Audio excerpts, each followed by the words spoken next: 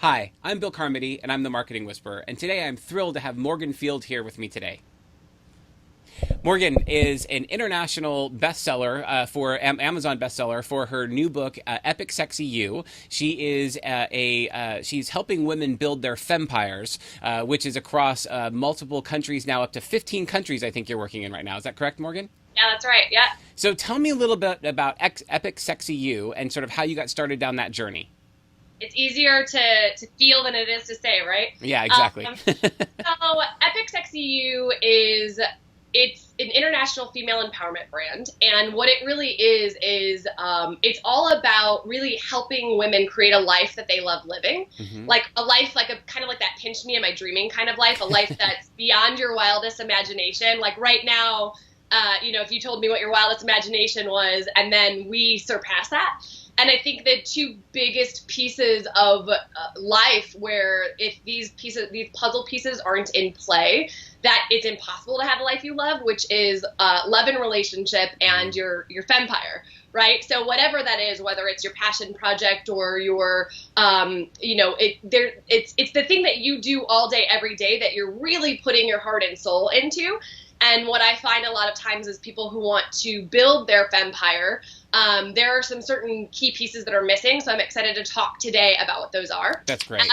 And then also, Epic Sex You, it's one-on-one coaching to help them really defy their limitations and step outside of their story, or international retreats in really exotic, beautiful, awesome locations with a spin of adventure so that you actually get to experience the breakthrough instead of just learn the breakthrough, which we'll talk a little bit about.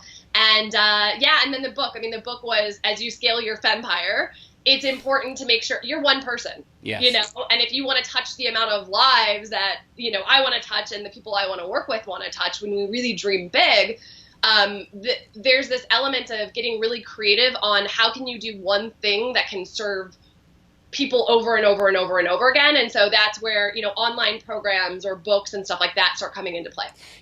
This couldn't come at a better time. I was having breakfast last week with the former chief marketing officer for Jack in the Box. And one of the things that I was astounded by was he talked to me about the fact that there are about 10,000 board seats in publicly traded companies right now. And he said, guess how many women are on those boards? And I was like, I wouldn't even venture to guess. I know it's low. She goes, 64.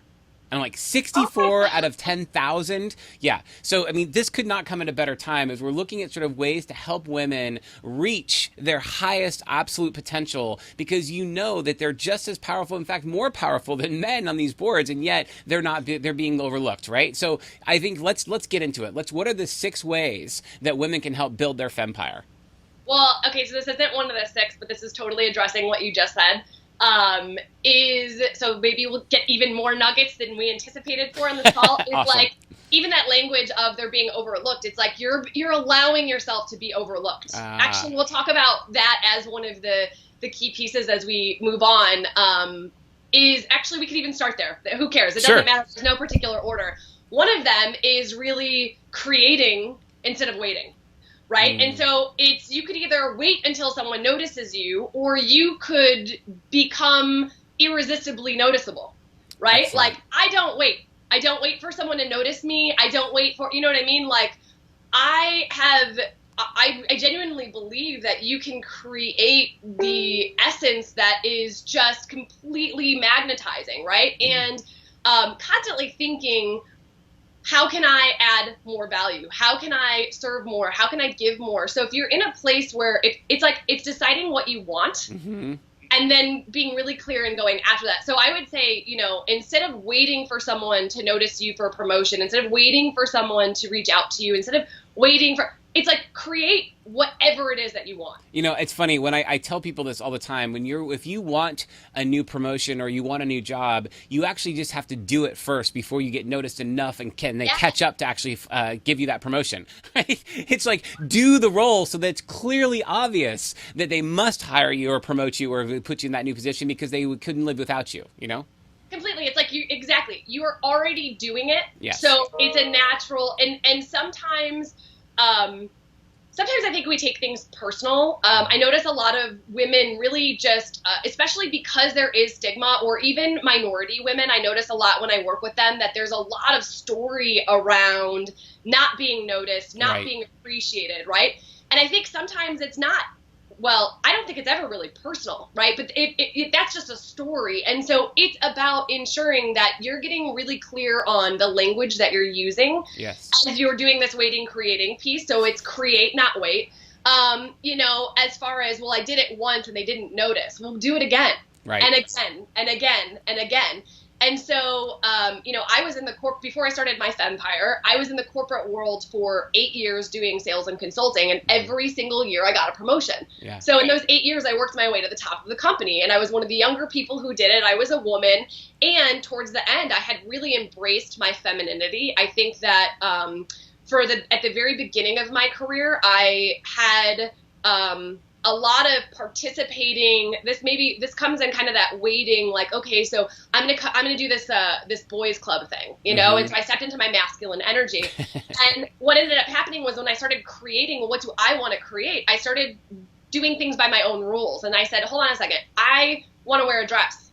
So I'm going to put on a power dress, and I'm still going to be that same me. And I would come into the office with, I have I'm lean and I've got these curves, and you know, I started wearing lipstick and pops, and it's just, it's like, I'm defying another limitation there. That's another great. story is that I can't be feminine and powerful. And it's just like, no, actually, that could be even more powerful. And so I kept working my way. And like I said, I got to the top, and I got to the top as a very feminine woman who was completely in her full truth and full power, which felt even better than, you know, constantly working my way up according to who do I need to be in order for someone else to really notice me. It's like, no, who do I need to be proud of being me? Yes. It's such a much better question, because, you know, you can't fake an identity. You know, you try your hardest, you want to sort of be something you're not, and it is not sustainable. Either your heart's never going to be in it, or they'll quote unquote find you out because it's not who you are, you know? Yeah, completely, totally, 150% agree. Cool. Yeah. So, all right. So we did the first one. So create, don't wait. Now, what's the next one? So I would say lean in, and I think that's kind of like this buzzword, you know, that's going around, but it's like, what does it actually mean? Sheryl Sandberg, right? You know, from Facebook? Yeah. Or even, I think in Thrive, she talks about that. I mean, there's so many people that talk about that concept of really, I think there's even a book, Lean In, you know, but it's like, what does that actually mean? How do you put that into context? And so I like to do a test, actually. I'll ask myself, you know, okay, so in the next 6 months, what's something that I could do that is scary? I might even have some, because of the way that neurolinguistically we're programmed, I might have someone else ask me so that I can kind of gut check what my first reaction is. Interesting. And it's the first thought. So your first thought is always your intuition, and the second thought is always self-doubt. Okay. That really has served me, I feel like, especially with women, right? It's like we have this thought, which is intuition, and we don't give ourselves credit for how intuitive and powerful we are. And then we have the second thought, and we start going, well, we start discounting that first thought. So that first thought is also usually scary, right? It's like touch 100,000 lives, or do a TED Talk, or get in front, you know, do a speaking engagement in front of 50,000 people, whatever. It could even be something tiny, like, you know, sending an email that you have been avoiding, but you know that one thing is actually going to move you forward. So it's getting really creative to say yes to things that otherwise, that are terrifying. So as an example, one of the things that it does is it allows you to, I genuinely feel like confidence, really powerful confidence, comes from doing something that at one point you thought you couldn't do, or that you thought was scary, and then you do it and you're either exhilarated by it, or it wasn't that bad, or you get rewarded, or you get feedback, or you learn lessons or something. So I'll give you an example. I was going to Miami, Florida for an event, and one of my friends asked me as I was going there, like, hey, we're doing stand-up comedy on Saturday. It was like 2 days beforehand. He was like, we're doing stand-up comedy on Saturday, you should do it. And my immediate reaction was like, No, don't do it. like wanting to throw up, thinking you're crazy, there's no way. And I have an agreement with myself that if I feel that way, that I have to do it.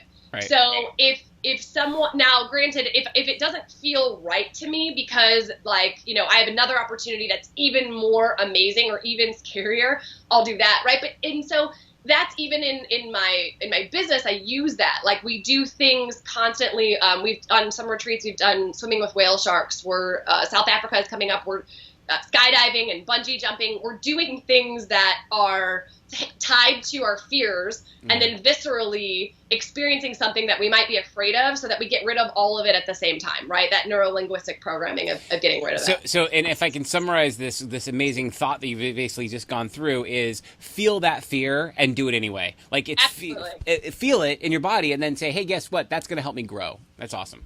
I love it. Yeah, absolutely. 100%. Yeah. All right. What's the next one?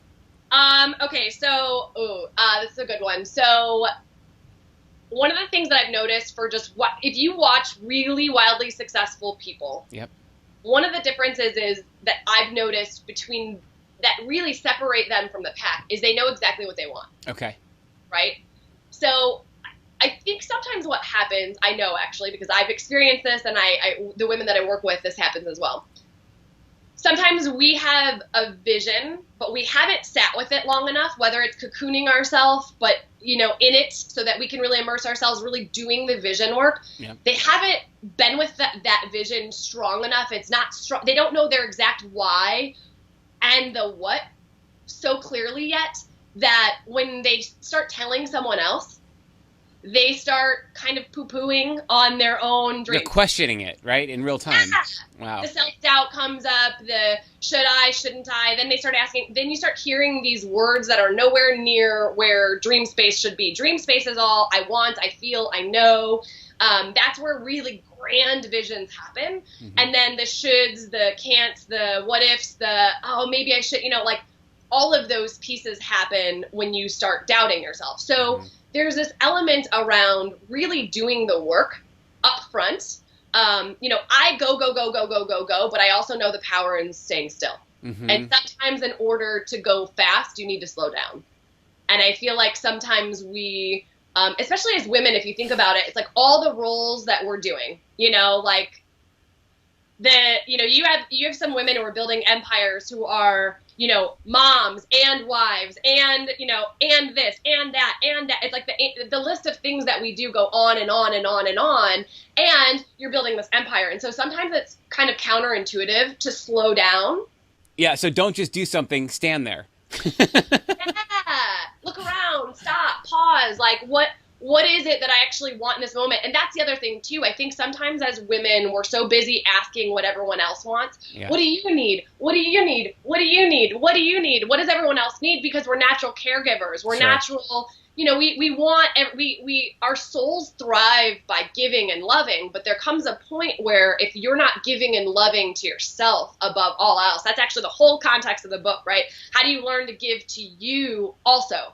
Not in a selfish way, not in an arrogant way, but like how do you change the rules of your own game so that what do I want?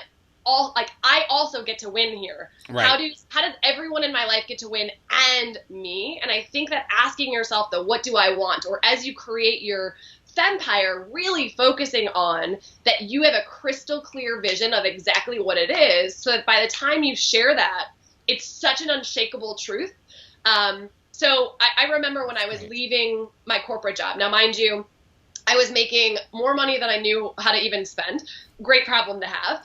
And I was at the top of the company, and I had job security. I could have, if I got bored in that position, I could have moved to another position in the company. And I just remember being like, this doesn't pull me out of bed in the morning. This doesn't ignite me and fuel me anymore. And so I got to the point where I started asking myself, well, what do I want? Not what does my family want for me? Not what does my boss want? Not, you know, but what do I actually want? And it led me to this path of, well, I kind of would be so cool to start all over and create something brand new. And that's how my Fempire was created and started. And I remember at the beginning sharing that with people and sharing that vision with people and feeling their fear. That's great. You know, and so it's really, how do you make sure that it's like, I unfortunately kept feeling their fear over and over and over again, but then fortunately got really good at feeling it and being like, that's yours, that's not mine, or else I wouldn't be here where I am. But I would really recommend cocooning yourself in that vision until it becomes an unshakable truth, so that if someone says you can't do that, that's like adding fuel to your fire. Like, I'll show you. I can, I will, And I've actually had people later say to me, everything that you said at the very beginning that you were going to do, you're doing it now. It's happening. And I'm like, uh-huh. Yeah, that's what I said it. I said it and I did it. That's exactly what I do. That's awesome. Yeah. I love it. Because you know exactly where you're going. Yeah. All right. So okay, so you've given us 3 so far. So now what's you said there's 6 total, correct? So you got 3 more? Yes. All right. Okay, so this ties to the one I just said. It kind of goes in tandem. If you can't find anyone to do this with you, you cocoon yourself in your own unshakable truth. I always say find your yes and friends, not your nice. yeah but friends. Nice. Yes, right? And friends. Yes, I know exactly what you mean. That's perfect. I love it. It's not. Oh, but we can't possibly do this. Okay, I'm sorry. It's not, the people that are not about the sky falling, but the people are like, yes, and we should even do it more than what you're thinking because of this reason. Yes, or the friend that you're like, I have this goal, and it's kind of crazy. I'm going to touch 100,000 lives in 6 months, and they're like, cool. Okay. How do we do this? Okay. Here's some idea. And they start just solution, brainstorm, they just jump in and they're just fueling. So it's so apropos. I literally just interviewed Grant Cardone yesterday, and he was talking about how do I make $1 million in an hour? And there are 2 responses to that. There's the people who could never possibly imagine that. So that's no, that's not possible. So it's like, that's not, I can't, no, that's not even possible. It's not, and then you got the billionaires like, only $1 million? Yes. So you want the billionaire saying only $1 million? Is that your bar? Because you could probably go more than $1 million. So those are the people you want around you, not the ones going, forget it. I can't make $1 million in a year. How could you do it in an hour? It's not even possible. Yeah, and it's to that point, it's knowing that how other people respond has more to do with what's going on in their world than it does in yours. That's right. So I think at the beginning I used to get confused. I used to think, oh, is this too big? And again, it's like you absorb it, but you do it enough times and you realize, I don't have the right people around me. Right. Like, okay, you're my friend I go to dinner with and I don't talk about my business. Right, at all. No, we're going to talk about movies and we're going to talk about entertainment, but we're not going to talk about business because you don't even get me. Totally. And then you've got the other people. I have one girl, she's my go-to for all like brainstorming and or soul storming, I call it. She's the one who, now mind you, this is a woman who's a mother. She has 4 children. Her father lives in her house with her. She occasionally takes in her brother's her husband's 15-year-old brother. This woman is just like, and she has a job part-time that she loves because it's in sales and just kind of consulting and she has her own Fempire. Like she's one of those people that defies every limitation, and she's the one that I call. And we always joke, it's like we have billionaire minds. That's nice. I love it. Having those friends that have that billionaire mindset. Yeah. Absolutely. Yeah. Okay, we got 2 more left. What are the last 2? Okay, so I would say do it now. Yes. Right? Like I constantly see people who I was actually just working with someone on this yesterday who when you start listening to them, you start realizing that their success is in tomorrow. Yes. And I'm like, right, but what are you doing today? Right. Well, so I'm going to study this. Well, hold on a second, And so one of the things that I see a lot of female entrepreneurs doing is, and it's probably, it's uncomfortable. This goes back to leaning in, right? Mm-hmm. This goes back to doing the uncomfortable things, the things that scare you. One of the things I would say is ask yourself what really matters. Okay. What really will move my business forward, and do it now. So let me give you an example. A lot of entrepreneurs that are newer to the game or smaller businesses that I see women trying to grow their business, they do a lot of learning and not a lot of doing. So I say the and factor, do both. It's like the most beautiful cocktail of success is learning and doing, sharpening your saw and doing the things that really matter. So as an example, in sales, if you learn sales, if you go to trainings, but you don't pick up the phone, you're never going to get clients. Right. right? Or I have a lot of people where I'm like, oh, hey, by the way, why haven't you, posted on Facebook what you're doing and that you're taking clients? And, oh, well, I'm waiting until, no, stop, and so it's really about, I would say, beware of the tomorrow syndrome. Yes. Step into today as much as you can. And I have an exercise that I do each morning where I really sit down and I'm like, what really matters? Mm-hmm. And I have done this enough that I can coach myself and call myself out on my own BS. Yep. Which I think is a really awesome tool to be able to have, and also have friends that are good at calling you out on your BS, or have an agreement with the people that are in your life a lot. I have an agreement with my man that if I'm saying something that's limiting, he'll call you on it. Yeah, and of course, sometimes I'm like, shut up, but I'm so grateful for that. I think it's a really beautiful gift and a really great way that I've been able to use the people in my life that I love to actually really help build that empire and allow it to thrive and thrive is, hey, you've been saying that you want to do this for like 3 months now. And I'm like, God bless it. Okay, yeah, I get it. Enough with the talk. Now go to the action. It's like, you know what you need to go do. Just go do it. And the longer you put it off, the less success you're going to have in that time frame until you actually do the thing you need to do. So it's great. Love it. Yeah. Cool. All right, last one. What's the last one?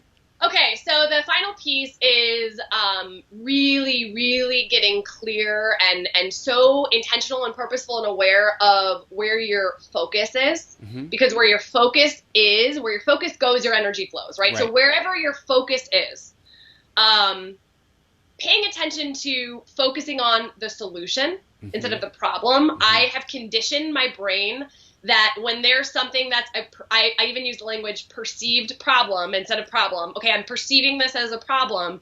What's a solution?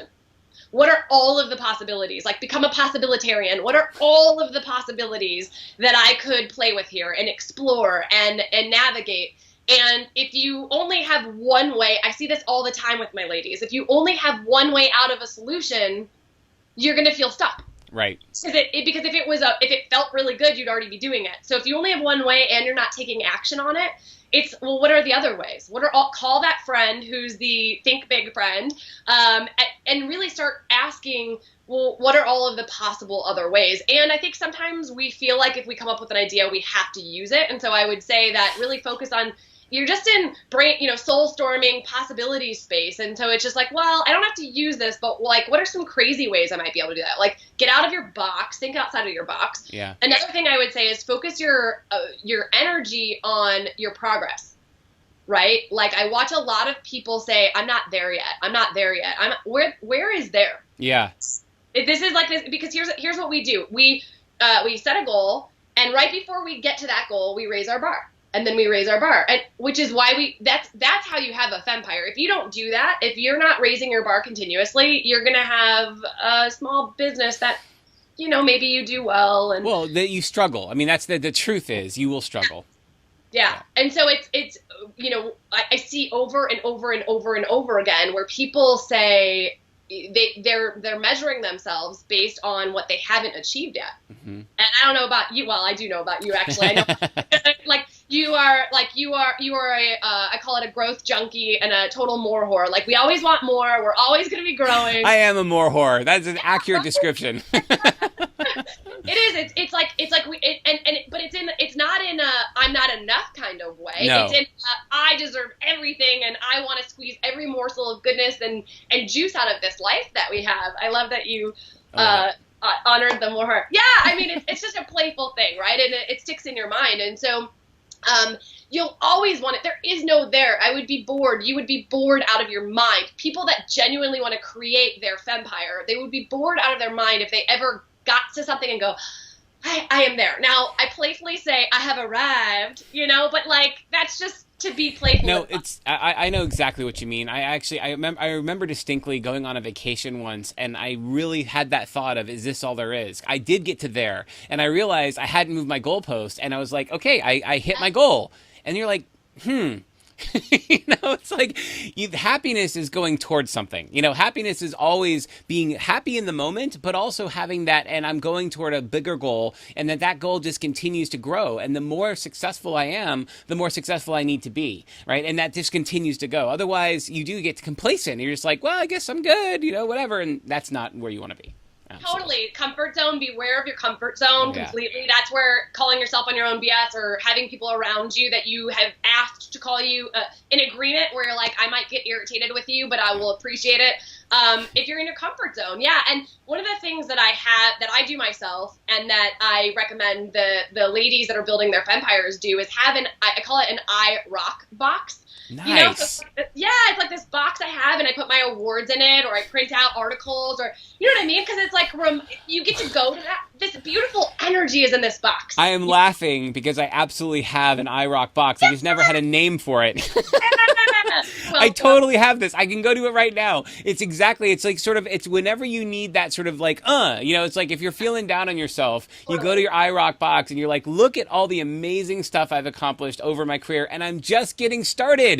You know, it's like when you have that mentality, you're unstoppable. It's great. I always say, I love that you just said that. I always say to people, and the look I get is like, they kind of back up when someone says, oh, congratulations, so much success. And I'm like, yeah, and I'm just getting started. And they're like, what? You know, because most people where I am and where you are, it's where they want to be. Right. And we're here and we're going, I'm just getting started. Are you kidding? And they're like mind blown, you know? And I would say that there's this little nugget of gold here in what we're saying as well, which is don't compare your step 1 or step 10 with someone else's step 60,000. You know, I've taken 60,000 steps. That's why I'm here. Not because of any other reason. It's because I put in the work. It's because I make sure that I am really one of the things that I think is really important too is you're focusing on your energy is I make sure to look at all of the drains in my energy. Like Absolutely. Where, what's feeling crappy. And if it feels crappy, do less of it. If it feels good, do more of it. Very profound. You're welcome. And so it's really paying attention to, people don't realize that what's going on in their personal life. Well, I think they do realize, but maybe they don't openly admit to themselves, and be honest with themselves. What goes on in your personal life impacts your business, your Fempire, And so how do you make sure that you have this clear path to take your steps, your 60,000 steps, or figure out ways, if you have a perceived wall, okay, then walk around it or go over it or something. Or through it. Yeah, exactly. So it's like there are no dead ends. I think that's really big too. So it's just, again, it's all about, if you even notice as we're talking linguistically, we're shifting our focus to someone sees a dead end and I'm like, well, you're thinking of walking through it, and I'm thinking, well, how can I get around that? Or, am I gonna have to put my ninja suit on and repel it? Like, 'cause I could do that. That could be fun, Right. So, right. Yeah. I'm saying blow it up. Yeah, that would actually be pretty cool too. Yeah. The differences in the ways that we do it. Yeah. That's great. Well, Morgan, I can't thank you enough. This has been a really amazing experience. I've enjoyed having this conversation with you. Absolutely. You've got a fantastic way of an approach about this. And I think this is probably the best women empowerment conversation I've ever had. So I really appreciate you doing it. I love the thinking. I love the strategies. I love all those pieces that you're putting together. And I think so many people are going to benefit from this conversation. Thank you so much for having with me. I really appreciate it. Yay. Yeah. Thanks. Bye. Bye.